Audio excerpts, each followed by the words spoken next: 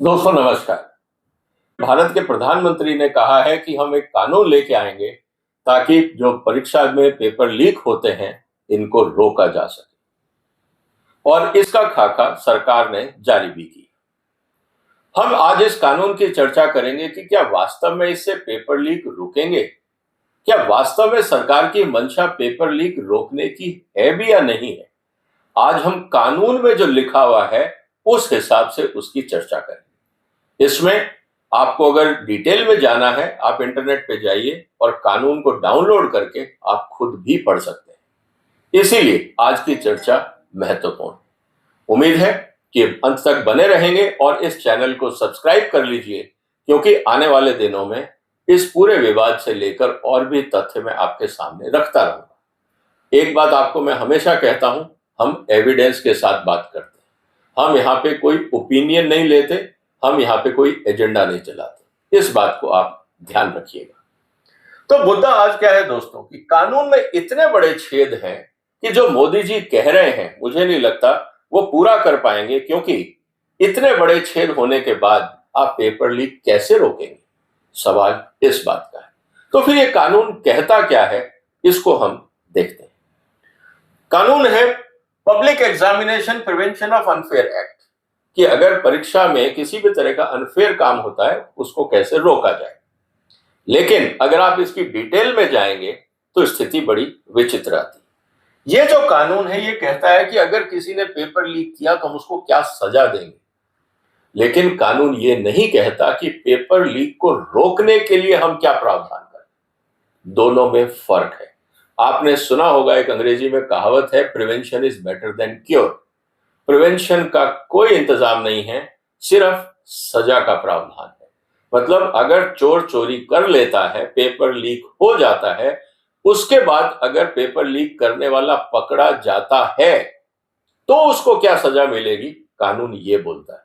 लेकिन paper leak ना हो इसके ऊपर कानून खामोश है, शांत है। इसीलिए आज हम एक एक करके चर्चा करेंगे कि कानून में कमियां क्या हैं। और हमें इस बात को समझना होगा दोस्तों कि ये कानून सिर्फ भारत में ही नहीं है, दुनिया के हर देश में परीक्षाएं होती हैं और वहां अलग अलग कानून हैं। अगर हमें कानून ड्राफ्ट करना नहीं आता है तो हम दूसरों से तो सीख सकते थे, वहां के कानूनों के रिलेवेंट पोर्शंस को हम कट पेस्ट कर सकते थे। हमने वो भी नहीं की। इसके पीछे एक ही कारण है कि मंत्री और अधिकारी अपने आप को अकाउंटेबल नहीं बनाना चाहते।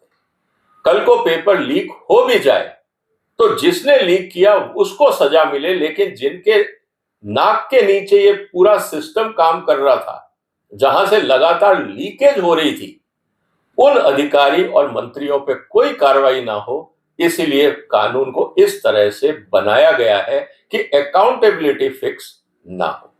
तो एक एक करके हम सभी प्रावधानों को देखते हैं। पेपर लीक को क्रिमिनल चार्ज बनाया गया। सवाल इस बात का है कि पेपर लीक ना हो, कानून इस पे खामोश है। तो मैं आपके सामने जो रख रहा हूं कि कानून क्या बोलता है और उसमें गैप क्या है, यह समझना जरूरी है। अब रही बात सर्विस प्रोवाइडर, क्योंकि आप कहीं प्रिंटिंग कराएंगे, कुरियर कराएंगे, अगर वहां पे लीक होता है, कुछ गड़बड़ होती है, उनको सजा मिलेगी। लेकिन उनकी अकाउंटेबिलिटी, उनका सिलेक्शन कैसे होगा, उनके क्राइटेरिया क्या होंगे, उनको किन मानदंडों का इस्तेमाल करना होगा, इस पे कानून खामोश है। एग्जामिनेशन अथॉरिटी, किसका पेपर लीक हुआ, सीधी सी बात यहां पे है, यहां पे कोई अकाउंटेबिलिटी नहीं है। अगर यूपीएससी का पेपर लीक होता है या नीट का पेपर लीक होता है तो जो संस्था नीट का पेपर चला रही है, जो उसके अधिकारी हैं, उनकी कोई अकाउंटेबिलिटी नहीं। किसने चोरी करी या किसने लीक किया, प्रॉब्लम उसको होगी, सजा उसको मिलेगी, डिपार्टमेंट को कोई कुछ नहीं कहेगा। इसका मतलब यह है कि हम अगर डिफेक्टिव सिस्टम भी रन कर रहे हैं, अगर वहां पे हमारे यहां पे अकाउंटेबिलिटी नहीं है, गैप्स हैं, हमारी कोई जिम्मेवारी नहीं है। ये बात बहुत क्लियर हो जाती है। अब बात आती है कैंडिडेट्स की। कैंडिडेट्स के साथ अगर नुकसान होता है, उनको क्या कंपनसेशन मिलेगा। उन विद्यार्थियों का जिनकी जिंदगी खराब हो गई, उनके लिए क्या प्रावधान है, कानून खामोश है। क्योंकि कैंडिडेट से तो हमें मतलब ही नहीं, ना उनके लिए कोई राइट्स हैं कि कैंडिडेट कौन सा अधिकार से अपनी बात मान सकता है, और ना ही उसकी कोई रेमेडी है इस कानून में। जहां तक बात है इन्वेस्टिगेशन की, रूटीन इन्वेस्टिगेशन, अगर आपका पेपर लीक हुआ, उठा के किसी भी एसीपी डीसी को कह दिया जाएगा आप इसकी जांच कर लो और हमें पता है जांच में क्या निकलता है। लेकिन अगर कोई स्पेशलाइज्ड एजेंसी हो, जैसे हमारे यहाँ पे सीबीआई है, ईडी है, बाकी इन्वेस्टिगेशन एजेंसीज हैं, हर क्राइम के लिए हमने एक इन्वेस्टिगेशन एजेंसी बनाई है, लेकिन जहां पे लाखों छात्रों का भविष्य है और हजारों एग्जाम हर साल होते हैं अलग अलग स्टेट में, राज्यों में, केंद्र में, उसके लिए कोई एजेंसी नहीं प्रावधान है। रही बात एविडेंस की, कि अगर यहाँ पे एविडेंस दिख जाता है तो उसकी एक बहुत ब्रॉड डेफिनेशन, और वो ब्रॉड डेफिनेशन इतनी है कि कानून की नजरों में आप उसको आसानी से डाउटफुल क्रिएट कर सकते हो और बरी हो सकते हो, क्योंकि ना उसमें डिजिटल एविडेंस की कहीं प्रावधान है, ना चेन ऑफ कस्टडी का कोई फ्रेमवर्क है कि किस तरह से एविडेंसेस को इकट्ठा किया जाएगा और किस तरह से पूरा सिस्टम काम करेगा। इस पे कानून पूरी तरह से खामोश है। अगर एग्जाम कैंसिल होता है तो क्या होगा? बच्चों की समस्या तो एग्जाम कैंसिलेशन थी ना, नीट पेपर हो इसको लेके इस समय प्रदर्शन नहीं है। नीट कैंसिल के बाद जो समस्याएं हुई, समस्या उसको है, लेकिन इस पूरे बिल में इस पे कोई विवाद नहीं है, कोई इनफैक्ट कोई चर्चा ही नहीं है कि अगर एग्जाम कैंसिल होता है तो फिर क्या होगा, किस तरह के प्रावधान होंगे। पूरा कानून खामोश है। मतलब ना तो जिन बच्चों की जिंदगी खराब हुई उनको कोई कंपनसेशन दिया जाएगा, जिन बच्चों से एग्जाम की फीस इकट्ठी की गई ना उनके पैसे वापस होंगे, तो फिर ये कानून बच्चों के लिए जिनकी जिंदगी से खिलवाड़ हुआ उसके लिए क्या करने वाला है? ये कानून खामोश है। विक्टिम्स, जैसा मैंने कहा, कोई रेमेडी नहीं है, कोई मीनिंगफुल एजेंडा नहीं है, लाखों करोड़ों बच्चों की जिंदगी से आप खेल जाइए, कोई फर्क नहीं पड़ता, क्योंकि कानून उनकी बात कर ही नहीं रहा है। कानून बनाया गया है डिपार्टमेंट और मंत्रियों को बचाने के लिए। आप इस बात को ध्यान रखिए, कानून की भाषा है अपने आप को बचाने के लिए, अकाउंटेबिलिटी कहीं नहीं। टेक्नोलॉजी की बात है, कंप्यूटर टेम्परिंग कवर कर दिया गया है, इसको आपने किया है कि भाई कंप्यूटर से आप अगर टेम्परिंग करेंगे तो गलत माना जाएगा, लेकिन आज की दुनिया तो एआई की है, डीप फेक की हम बात कर रहे हैं, साइबर सिक्योरिटी की बात कर रहे हैं। अगर मान लीजिए किसी ने हैकिंग करके पेपर निकाल लिया कंप्यूटर से और वो विदेश में बैठा है, आप क्या करेंगे? क्योंकि आपने तो कोई सिस्टम के प्रावधान किए ही नहीं, कोई मानदंड बनाए नहीं, तो क्या होगा? ये कानून खामोश है। जहां तक बात है विसल ब्लोअर की, कि कोई अधिकारी अंदर से बताना चाहता है कि साहब अंदर गड़बड़ चल रही है, उसको कोई प्रोटेक्शन नहीं। कोई नहीं बताएगा कि अंदर नीट परीक्षा के डिपार्टमेंट में किस तरह से फर्जीवाड़ा हो रहा है या यूपीएससी में कोई गड़बड़ हो रही है। कहीं पे भी विसल ब्लोअर का कोई प्रोटेक्शन प्रावधान नहीं है। इसका मतलब ये है कि अगर इनसाइडर कोई लीक कर रहा है, अंदर का आदमी कोई पेपर लीक कर रहा है, उस पर कोई कार्रवाई का प्रावधान नहीं, अनलेस अदरवाइज कि वो पकड़ा ना जाए। इस बात को हमें समझना होगा। प्रिवेंशन की general rules left to the government, कि देख लेंगे, अभी कानून बनाओ, बाद में देखेंगे उसमें हमको क्या करना है। Core safeguards are delegated to future rules. मतलब स्टेट गवर्नमेंट, सेंट्रल गवर्नमेंट, जो अधिकारी आएंगे वो देख लेंगे उस समय क्या करना है, उनके ऊपर किन बातों को ध्यान रखना है, इसका कोई मानदंड ही नहीं बनाया गया कि आप जो भी कानून बनाएं उसमें ये 10 बातों का ध्यान रखा जाए, ऐसा भी कहीं नहीं है। इसका मतलब ये है कि ये जो कवरेज है ये मेनली सेंट्रल गवर्नमेंट की है। स्टेट एग्जाम्स इनडायरेक्टली कवर हैं। ये कहा गया है कि स्टेट गवर्नमेंट इस कानून के हिसाब से अपने अपने कानून बना सकती है। आप इसको मॉडल कानून के रूप में ले लीजिए और स्टेट अपने हिसाब से कानून बना लेगी, लेकिन जब सेंट्रल कानून ही डिफेक्टिव है तो स्टेट गवर्नमेंट तो और डाइल्यूट कर लेंगी। इस बात को हमें समझना होगा। अकाउंटेबिलिटी की जहां तक बात है, अकाउंटेबिलिटी इस पूरे कानून में नहीं है। इसका मतलब ये पूरा का पूरा जो कानून है वो पनिशमेंट सेंट्रिक है, ना कि इसमें कोई अकाउंटेबिलिटी है। और अगर बच्चों को एग्जाम के खिलाफ जिस तरह से कंडक्ट हो रहा है, अगर उसके खिलाफ जाके कोई शिकायत करनी है, कोई प्रावधान ही नहीं है। अगर मुझे शिकायत है कि ये एग्जाम ठीक नहीं हुआ तो मैं कहां जाऊंगा शिकायत करने? कोई प्रावधान ही नहीं है इस कानून में। इसका मतलब जो कैंडिडेट्स हैं, जो स्टूडेंट्स हैं, उनका ध्यान नहीं रखा गया है, सिर्फ सेल्फ प्रोटेक्शन के लिए कानून बनाया गया है।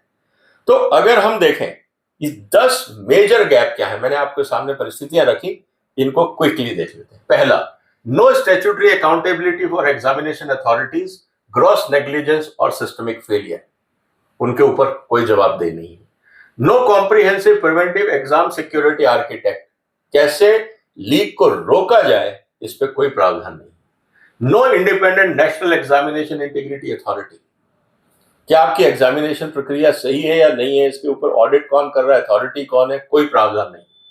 नो कंपनसेशन और statutory protection for innocent candidates, किसी के लिए कुछ भी हो आपकी जिंदगी में, कानून को कोई मतलब नहीं। No time bound investigation re examination result framework, कब इन्वेस्टिगेशन चलेगा, कब तक चलेगा, री एग्जामिनेशन कब और किन परिस्थितियों में होगा, कुछ भी डिफाइंड नहीं है। No specialised cyber forensic investigation mechanism, अगर हैकिंग हो जाती है उस पर कानून खामोश है। विसल ब्लोअर के लिए कोई प्रोटेक्शन नहीं है। नो मैंडेटरी ब्रीच डिस्क्लोजर और ट्रांसपेरेंसी फ्रेमवर्क नहीं है। No comprehensive regulation for vendor और सब कॉन्ट्रैक्टर इकोसिस्टम, अगर वेंडर के लेवल पे लीकेज होता है या फ्रॉड होता है या कुछ और होता है, कोई प्रावधान नहीं है। And no clear legal framework for cancellation, partial cancellation और इंडिपेंडेंट रिव्यू, कोई प्रावधान नहीं है। तो ये कानून बनाया किस लिए? तो मोदी जी जो कह रहे हैं कि मैं बच्चों की जिंदगी के लिए चिंता कर रहा हूं, तो कुल मिला के सवाल ये है कि ये आपने पनिशमेंट का कानून बनाया है, एग्जामिनेशन इंटीग्रिटी लॉ नहीं है। इस बात को हमें समझना होगा। और अगर आपको एग्जामिनेशन इंटीग्रिटी लॉ करनी है, और दुनिया में क्या होता है इस बात को समझिए। क्वेश्चन पेपर क्रिएट होता है, प्रिंटिंग होती है सॉफ्ट कॉपी में, इंक्रिप्शन होता है, transportation, storage, distribution, examination, answer sheet collection, scanning, evaluation, result processing and counselling, ये पूरा प्रोसेस है। लेकिन सवाल क्या है, यहां पे ये अपने आप में एक सेंट्रल गैप हो जाता है। और होना क्या चाहिए? A paper leak is rarely just in isolation intact because it involves multiple vulnerability. कहां पे गड़बड़ हो सकती है? इतनी बड़ी अगर आप चेन कर रहे हो, question setter, printing agency, logistics वाले के यहां से लीक हो सकता है, स्टोर से लीक हो सकता है, एग्जाम सेंटर से लीक हो सकता है, आईटी वेंडर से लीक हो सकता है, इनसाइडर्स लीक कर सकते हैं, ब्रोकर्स होते हैं वो लीक कर सकते हैं, और कुछ कैंडिडेट्स भी लीक कर सकते हैं। यहां सब जगह लीकेज है। अगर इतना बड़ा अगर आपका सिस्टम है तो लीकेज यहां पे भी हो सकता है। इसका मतलब क्या है? हमें क्या करना है दोस्तों?